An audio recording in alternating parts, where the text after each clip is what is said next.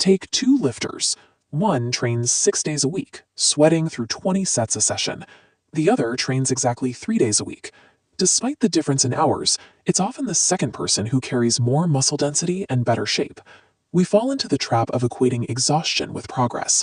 You get a pump, you lose your breath, and your brain registers all that fatigue as a highly productive session. But being tired is not the same thing as being stimulated. Your muscles barely notice the work. Think about your last chest workout. If you did 5 or 6 sets on the bench press, how many were actually a struggle to push the bar up? Probably just 1 or 2. The rest was just theater. You were lifting weight, but nothing was actually being challenged. To break this cycle, you only need 3 things: basic weights, a smartphone app to log your numbers, and the willingness to drop the idea that doing more is doing better. Building a better physique doesn't require living in the weight room. If you replace the hours spent doing comfortable, moderate sets with concentrated intensity, you can cut your workout time in half while forcing your body to adapt. We start by mapping out a strict 3-day schedule: an upper body day, a lower body day, and a second upper body day with a slightly different focus.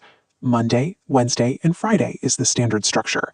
Notice the completely blocked out days in between. You need at least 1 full day of rest separating each session. This clears the central nervous system fatigue, so you show up at absolute peak capacity every time you touch a barbell. If you try to stack workouts day after day, you carry a deficit into the gym. You end up training half recovered, which means you cannot generate the necessary power to actually trigger an adaptation. Once you're on the floor, your session is capped at 4 to 5 exercises. We prioritize the heavy compound lifts first: the incline press, dips, pull-ups, rows, and squats.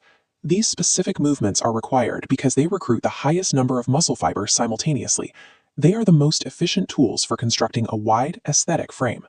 By strictly capping your training days and your exercise list, you strip out the junk volume.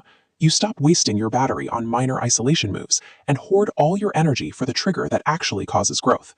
To pull that trigger, we use the 1+3 method. You execute exactly 1 warm-up set to dial in your form and prime the joints, followed by exactly 3 working sets. Your body is inherently lazy. Muscle tissue costs a lot of energy to build and maintain, requiring extra protein, oxygen, and recovery. From a biological standpoint, your body would much rather stay small to conserve resources. Look at this graph comparing a 5-set routine to a 3-set routine. To give your body a biological reason to spend those resources, your working sets cannot stay in the flat, comfortable zone. Those 3 working sets must spike directly into muscular failure, or stop exactly 1 repetition short. The first few reps of any set feel manageable, but they aren't what causes the change. The adaptation happens right here at the peak, in the last 2 repetitions. This is the growth zone. You know you are there when the speed of the barbell slows down drastically, no matter how hard you push. It's the point where you have to grind to finish the movement, and maintaining a neutral facial expression becomes physically impossible. Every single repetition you complete before reaching that grinding slowdown is merely a warm-up commute to the actual workout. 3 sets that force your body to fight the weight send a much louder biological command to build new tissue than 5 comfortable sets with gas left in the tank ever could. Between those sets, pull out your phone, open a blank template, and log every single detail of what you just lifted. Write down the exercise, the exact weight, and the precise number of reps you completed. This data drives progressive overload. Next week, you look at those logs and you beat them. You add 1 more rep, increase the weight by 2 kilos, or slow down your lifting tempo. If the numbers don't go up over time, the muscle isn't growing.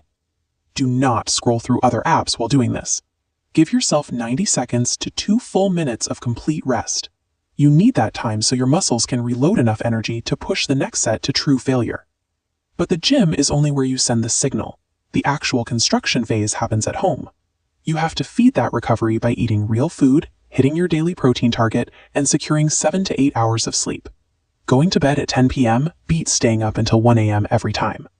For fat loss, skip the hour on the treadmill. Aim for 10,000 steps of walking a day.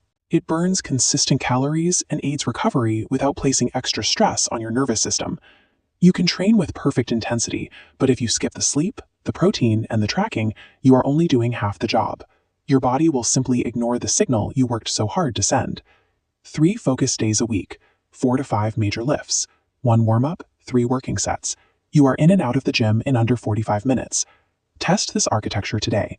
Strip away the extra exercises, put all your focus into a handful of sets, and see what your body is actually capable of when you push it to total failure. If you want a complete, pre-built system that programs all of these elements for you, designed specifically to build an aesthetic frame without living in the gym, check out the Hero Project, linked in the description. When you trade meaningless volume for concentrated effort, you stop guessing, start tracking. By hitting your targets and allowing for recovery, you finally give your body the exact conditions it needs to grow.